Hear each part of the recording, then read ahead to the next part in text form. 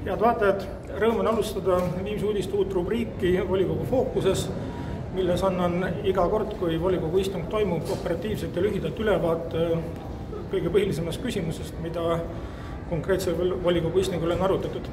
Täna, 21.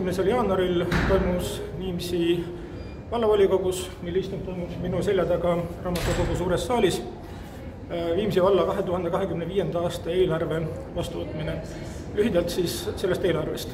Eelarve maht on kokku 78 miljonit eurot, millest ligi 10 eurot moodustab täiendavalt võetav laen. Selle täiendava laenuga tõuseb Viimsi valla laenukoormus 76%-ni, mis on viimaste aastate kõige kõrgem näitaja omataoliste hulgas. Volikogus tekkis ka küsimus, kas vallavalitsus eelarve kohaselt on tegelenud ka kokkuhoiuga oma palga- ja tegevuskuludelt. Selgub, et ei ole, et Viimsi vald kulutab ka tänavu üle 6,2 miljoni euro. Võrdluseks aastal 2023 oli see 5,5 miljonit eurot, mis oli valla enda tegevuskulud. Nii et pidu neilgi teil jätkub ja 13. palk laekub Viimsi vallavalitsuse ametnikele igatahes iga aasta lõpus kontole.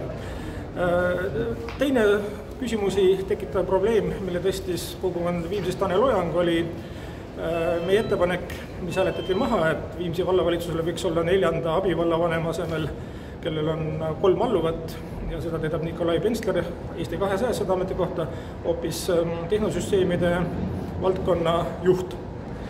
Et erinevatel ettekannetel öeldi, et see kompetents on olemas,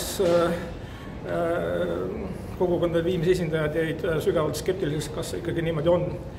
Ja lõpetuseks juhtisime tähelepanu sellele, et juba 4. korda ei suuda Viimsi võimuliit arvestada mitte ühtegi kogukondade Viimsi parandusettepanekut valla eelarvele, mis ei ole üldse rahaliselt koormavad. Näiteks eakate toetuse tõstmiseks palusime eraldada täiendavalt 30 000 eurot, külaseltside toetamiseks täiendavalt 54 000 eurot, valla kodanike tunnustamiseks, premeerimiseks täiendavalt 35 000 eurot ja nii edasi. Need ei ole suured summad, aga kahjuks kõik need meie ettepanekud hääletati tuimalt maha. Nii et need inimesed, kes on täna pumba juures ja lubasid aastal 2021 kaasamist, on tegelikult täna täiel määral ja taaskord rakendanud teerullipoliitikat. Kahju.